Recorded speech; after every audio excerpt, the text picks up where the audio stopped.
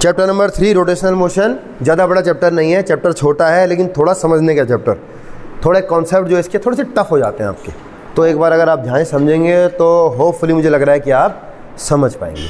थोड़ा बुक्स में उतना अच्छा नहीं दिया हुआ है आपका, तो करें। देखिए सबसे पहले रोटेशनल मोशन होता क्या है आपका, तो आप चाहो तो लिख सकते हो उसमें the motion of a body, यानी कि the definition of rotational motion. घूर्णन गति क्या होती है?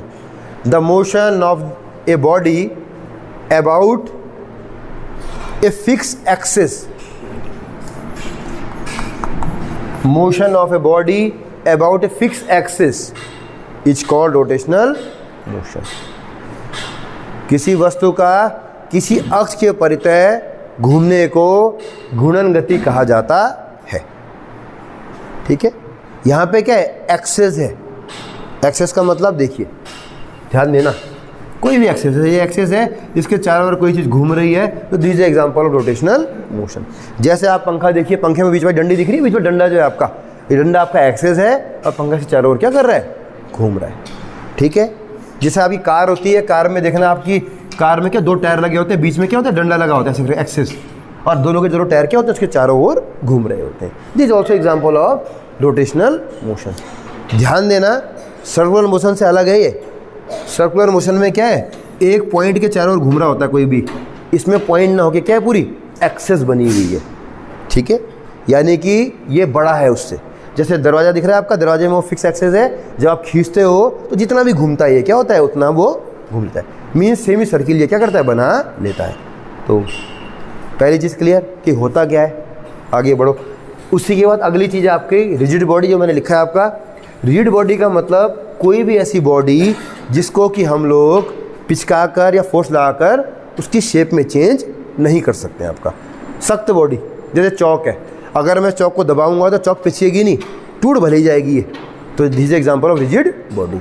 एक लोहे का हो या लकड़ी हो आपका, इन्हें जैसे डस्टर को मैं पिचका रहा हूँ तो पिचका के इसकी शेप में क्या है? चेंज नहीं हो रहा है। ठीक है, यानी कि the separation between the particles क्या है? रिमेन्स सेम या रिमेन्स कॉन्स्टेंट। क्लियर। अगला देखो, अगला इसमें समझते रहना सारे टर्म। सेंटर ऑफ मास, इसमें लिख लीजिए चाहे आप। ठीक है, centre of mass is a point, centre of mass is a point at which whole mass of the body is supposed to be concentrated, in which whole mass of the body is supposed to be concentrated। यानी कि किसी भी object में वह बिंदु जिस पर कि उसका संपूर्ण भार कार्य करता है, संपूर्ण मास कार्य करता है या कार्य किया माना जा सकता है, that is called centre of mass. The point on any body at which whole mass of the body suppose to be concentrated. ठीक है, जैसे एक अगर मैं स्पेयर लूँगा, उसका जो सेंटर होता है वो सेंटर ऑफ मास होता है, यानी कि हम कहाँ पे सारा मास काम कर रहा है? तो सेंटर पे काम कर रहा होता है। एक रॉड है, रॉड में क्या होता है? उसका ठीक बीच वाला बिंदु होता है, वहाँ सेंटर ऑफ मास क्या होता है? काम कर रहा होता है। This also balancing point. अगर आप सेंटर ऑफ पॉइंट में हाथ, जैसे ये देखो, ये रॉड जैसा ही है थोड़ा थोड़ा, तो इसके ठीक बीच में अगर मैं उंगली रखूँगा तो शायद ये बैलेंस हो जाए। सेंटर ऑफ मास से मुझे क्या करना पड़ेगा? इसे रखना पड़ेगा। ठीक है जी। तो जैसे रॉड का क्या होता है? ठीक बीच वाले बिंदु में सेंटर ऑफ मास होता है। रिंग जो होती है, रिंग सबने देखी है, रिंग में क्या होता है आपका? ऐसे करके कुछ होती है रिंग, इसका भी बीच में ही होता है, लेकिन इसकी बॉडी पे नहीं है, ये बॉडी के क्या है? बाहर है। रिंग तो गोल है, सेंटर ऑफ मास बीच पे आ रहा है, तो ऐसा भी है। कभी कभी सेंटर ऑफ मास क्या होता है? बॉडी से आउटसाइड भी हो सकता है, तो थोड़ा सा ये ध्यान रखिएगा। क्लियर। सेंटर ऑफ मास जहाँ संपूर्ण द्रव्यमान कार्य करता है। ये तो इवन शेप बताई मैंने, कभी कभी अनइवन शेप आती है जिसका सेंटर ऑफ मास भी कहीं भी बॉडी में या बॉडी के बाहर हो सकता है। अगला देखिए, अगला topic moment of inertia, important.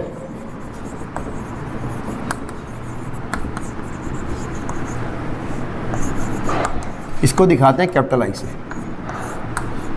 और ये तुम्हें हर जगह मिलने वाला है। ठीक है, इनर्शिया जैसा कि आपको पहले बताया था मैंने, इनर्शिया का मतलब होता है किसी भी बॉडी में वह प्रवृत्ति जिसके कारण कि वह जिस मोशन में है उसी में बना रहे। अगर स्टडी स्टेट में है तो स्टडी स्टेट में रहे, मोशन में है तो मोशन में बना रहे, टू रिटेन इट्स पोजीशन। ठीक है, दिस इज कॉल्ड इनर्शिया। अब रोटेशनल मोशन में क्या हो जाएगा? Inertia in rotational motion is called moment of inertia. यानी कोई भी ऑब्जेक्ट अगर गोल गोल घूम रहा हो तो ऐसे में जो उसका इनर्शिया होगा, यानी कि अपनी पोजीशन में मेंटेन रहने की प्रवृत्ति, that is called moment of inertia. ये तो इसकी एक डेफिनेशन हो गई आपकी, ठीक है। दूसरी डेफिनेशन क्या होगी इसकी, जो मतलब मैथमेटिकल डेफिनेशन है।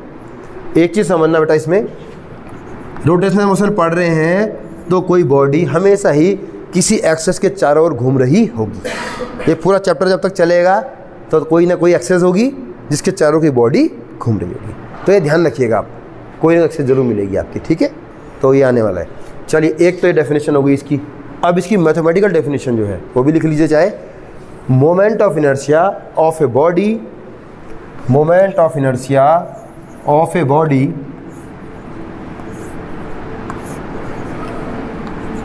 about any axis, moment of inertia of a body about any axis, ये कोई एक्सिस है, गोहे घूम रहा है, ठीक है, is equal to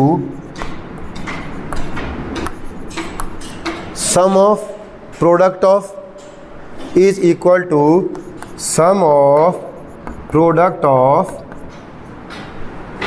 ठीक है, masses of body या masses of sum of product of लिख दिया, masses of constituting particles of body, masses of constituting particles of body and their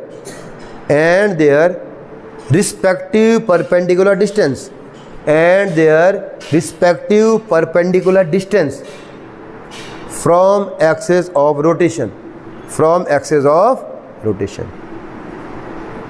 यानी कि किसी भी ऑब्जेक्ट या बॉडी का किसी भी अक्ष के चारों ओर जो जड़त्वाघूर्ण होता है, इसे हिंदी में जड़त्वाघूर्ण बोलते हैं बेटा। जड़त्वाघूर्ण जो होता है वह आपका सारे मास जिनसे कि बॉडी मिलकर बनी है उनके एवं घूर्णन अक्ष से उनकी परपेंडिकुलर दूरी के वर्ग के गुणनफल के योगफल के बराबर होता है। थोड़ा सा डेफिनेशन इसकी वैसी है, समझ लो, समझ ले तो लिख भी लोगे, समझो मतलब क्या है। पहले लिख लो अप टू, देखिए माना ये कोई बॉडी है, ये इसकी रोटेशन एक्सेस है, यानी ए बी एक्सेस के चारों ओर क्या है, बॉडी घूम रही है। इसकी शेप बनी हुई है, देख लो, यहाँ पे लंबा है, यहाँ पे छोटा है, कोई भी शेप हो सकती है आपकी। मैंने माना कि 3-4 पार्टिकल लिए, लट ये पार्टिकल यहाँ पे कोई है, इसका मास है m1, इसकी दूरी यहाँ से है r1, दूसरा मास कोई m2, इसकी दूरी है लेट r2, और एक मास m3 ले लिया, इसकी दूरी है यहाँ से r3, ठीक है। तो ऐसे में इस बॉडी का मोमेंट ऑफ इनर्शिया जो होगा वह होगा अलग अलग। पहले m1 की बात करूँ मैं, m1 मास और बीच की जो दूरी है या घूर्णन अक्ष से परपेंडिकुलर जो दूरी है उसके स्क्वायर के, तो m1 r1 स्क्वायर पहला, फिर दूसरा, फिर तीसरा। तो जितने भी पार्टिकल हैं सबका क्या करना पड़ेगा, आपको सम करना पड़ेगा। इसीलिए मैंने बोला है सम ऑफ प्रोडक्ट ऑफ, समझ रहे हो। तो ये कुछ ऐसा आएगा, पहला वाला, फिर इसको जोड़ा, दूसरा वाला, फिर तीसरा वाला। प्रोडक्ट किसका हो रहा है, m1 और r1 के स्क्वायर का। देखिए, या मैं लिख सकता हूँ सीधे i इज इक्वल टू, अगर n पार्टिकल है यहाँ पे तो ये समीशन ऑफ, समीशन का मतलब सबको जोड़ देना, i लिख दो, i is equal to 1 to n mi r i का स्क्वायर। लिखिए, ये फॉर्मूला है, ये फॉर्मूला, ये formula of moment of inertia, जड़त्वा घूर्ण का ये फॉर्मूला है। ये इसको खोल देंगे तो ऐसा हो जाएगा। समीशन का मतलब जोड़ना है, आई पहले 1 लेंगे, फिर 2 लेंगे, फिर 3 लेंगे, अप टू n, n का जो भी मान होगा। अगर 5 है तो 1 to 5। देखिए मोमेंट ऑफ इनर्शिया, ठीक है। डेफिनेशन मैंने वैसे ही बताई है, sum of product of n particles, है ना, या m masses of body and the respective perpendicular distance का स्क्वायर।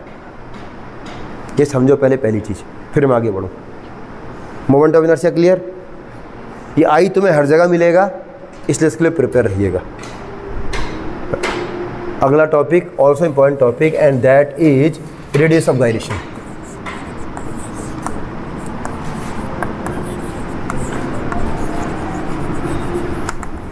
इसको दिखाते हैं कैपिटल के से, कभी कभी पूछ लेता है, ठीक। देखो अब देखिए इसमें क्या है, थोड़ा समझना ऐसे, मतलब टॉपिक मैच पहले समझ लो तो इजी रहेगा आपको, है ना।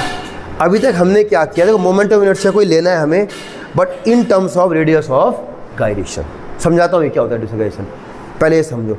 इसमें देखो क्या हो रहा था, एक पार्टिकल लिया, फिर दूसरा लिया, फिर तीसरा लिया, चौथा लिया, पता नहीं कितने पार्टिकल है, कितनों को लिखते रहेंगे हम लोग। इससे बढ़िया तो ये है कि देखो यहाँ पे इसी बॉडी को दोबारा लेते हैं, सेम वही चीज़ है, हम लोग सिर्फ एक पार्टिकल लें जहाँ पर कि बॉडी का संपूर्ण मास क्या है, काम कर रहा होता है, यानी कि सेंटर ऑफ मास। समझ रहे हो मैंने क्या बताया, किसी भी बॉडी में एक सेंटर ऑफ मास होता है, एक ही होता है, ध्यान रखना। कितनी बड़ी बॉडी होगी, यानी कि वह बिंदु जहाँ पर संपूर्ण द्रव्यमान कार्य कर रहा होता है। तो हम लोग इस बॉडी का वो पॉइंट ले लें जहाँ पे संपूर्ण मास कार्य करता है, तो उस पॉइंट की इस रोटेशन एक्सिस से परपेंडिकुलर दूरी होगी, that distance is called radius of gyration. यानी कि अगर मैं डेफिनेशन बनाना चाहूँगा तो मैं क्या बोलूँगा इसकी, सुनो जरा। Radius of gyration is the perpendicular distance from the axis of rotation of that point at which the whole mass body is suppose to be concentrated. या मैं ये कह सकता हूँ कि perpendicular distance from the axis of rotation at that point at which centre of mass is except, जब centre of mass हो आपका, तो बस यही है। यानी कि इससे उस पॉइंट की दूरी जहाँ पे सेंटर ऑफ मास या पूरा का पूरा द्रव्यमान बॉडी का काम कर रहा होता है। तो अब देखना, ऐसे में I इज इक्वल टू मैं से लिख दूंगा टोटल मास ऑफ बॉडी, पूरी बॉडी का मास, अब पॉइंट ही ना, पूरी बॉडी का मास, बॉडी का पूरा मास यहाँ पे काम कर रहा है, इनटू के स्क्वायर। लिखो, समझ रहे हो? इसको मत लिखना, सिर्फ ये I इज इक्वल टू, मैंने अलग अलग मास में लेके एक मास ले लिया पूरी बॉडी का द्रव्यमान, और किस वजह उसका लेंगे, अब कहाँ पे मानेंगे, जहाँ पे संपूर्ण द्रव्यमान काम कर रहा हो। तो ये थोड़ा सा आसान लग रहा है आपका, मैंने यही किया है। This called radius of gyration, ठीक है। यानी कि घूर्णन अक्ष से उस बिंदु की दूरी जहाँ पर संपूर्ण द्रव्यमान कार्य कर रहा होता है, सेंटर ऑफ मास की दूरी, खत्म। लिखो, अभी डेरिवेशन भी है इसका, ठीक, ये क्लियर हुआ। वेयर के is called radius of gyration. अब समझो, m का एक फॉर्मूला तो ये है, I is equal to M K square, और एक में ये भी लिखना, अब ऊपर वाला भी लिख लो, नीचे पहले इसे लिखना फिर इसे भी लिख लो, and also I is equal to this. दो मैंने फॉर्मूले लिखाए हैं आपको, फॉर्मूला 1 फॉर्मूला 2, ये भी I है ये भी I है, ठीक है। तो मैं दोनों को बराबर करके लिख सकता हूँ, एम के स्क्वायर बराबर दिस, डेरिवेशन उसका डेरिवेशन करा रहा हूँ, कभी कभी आ जाता है, एम के स्क्वायर बराबर दिस। थोड़ा चेंज करते हैं, ये तो वैसे ही रहेगा एम के स्क्वायर। अगर बॉडी देखो, किसी भी बॉडी के जिन एटम्स इनसे बना होता है वो, उन सबका मास क्या होता है, सेम होता है। इस चौक में इतने भी एटम होंगे उनका मास क्या होगा, सबका सेम होगा आपका। तो m1 m2 की जगह से लिख दें हम लोग ब्रैकेट में, m1 बराबर है m2 बराबर है m, सबका मास को m मान लेते हैं और m को कर लेते हैं कॉमन, तो ये आ जाएगा r1 स्क्वायर प्लस r2 का स्क्वायर अप टू rn का स्क्वायर। देखिए ठीक है, सबका मास m था, मैंने m लिख के कॉमन कर लिया, क्योंकि m1 बराबर m2 बराबर m, ये लिख दिया ना, बिकॉज। देख लो अभी तक दिक्कत तो नहीं आ रही कुछ, इतना क्लियर। अब मैं क्या करने वाला हूँ, देखो अब मैं इसमें क्या करूँगा, इस वाले भाग में, यानी कि राइट हैंड साइड जो है इसमें करूँगा मैं, ये तो वैसे ही रहेगा m K square, divide and multiply by small n, very small n equal to number of particles. Total number of particles कितने थे इसमें, n थे ना, तो मैं n से मल्टीप्लाई डिवाइड करने जा रहा हूँ, यानी कि मैं लिख रहा हूँ m इंटू n अपॉन, लिखो r1 स्क्वायर प्लस r2 का स्क्वायर अप टू rn का स्क्वायर और अपॉन में n। मैंने n से डिवाइड और मल्टीप्लाई करा, where n is the number of particles. Derivation बनाने के लिए करा है, अभी तक कोई दिक्कत? इसके दोनों मानों को बराबर किया, सारे पार्टिकल का मास सेम था, कॉमन किया और टोटल नंबर ऑफ पार्टिकल्स से मल्टीप्लाई डिवाइड कर दिया, क्योंकि एक पार्टिकल का mass into number of particles बराबर होगा टोटल मास। बिकॉज लिख दो यहाँ पे, because small m and n is equal to total mass, यही तो होगा, एक पार्टिकल का मास और इंटू नंबर ऑफ पार्टिकल्स बराबर टोटल बॉडी का मास। तो यहाँ पे आ जाएगा एम के स्क्वायर बराबर ये आ जाएगा एम, और ये वैसे ही आ जाएगा पूरा का पूरा। लिख देता हूँ,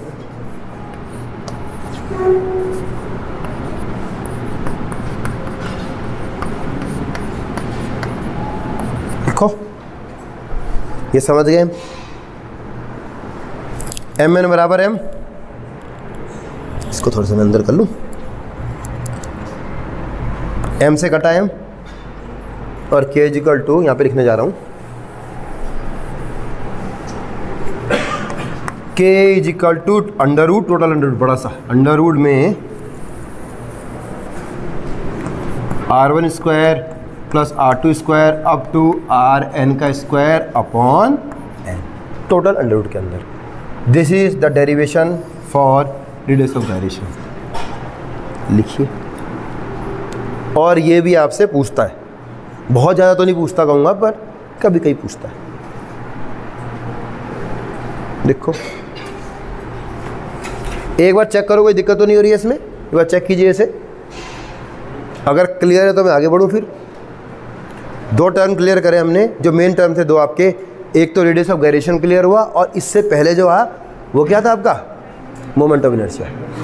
हालांकि ये भी थोड़ा सा इसमें और रहता है, अभी पहले इतना क्लियर हो गया। एक बार डेरिवेशन देखो, अगर तुम्हें नहीं आ रहा है तो बताओ कहीं भी, अगर आ रहा है तो मैं फिर थोड़ा सा आगे बढ़ूँगा।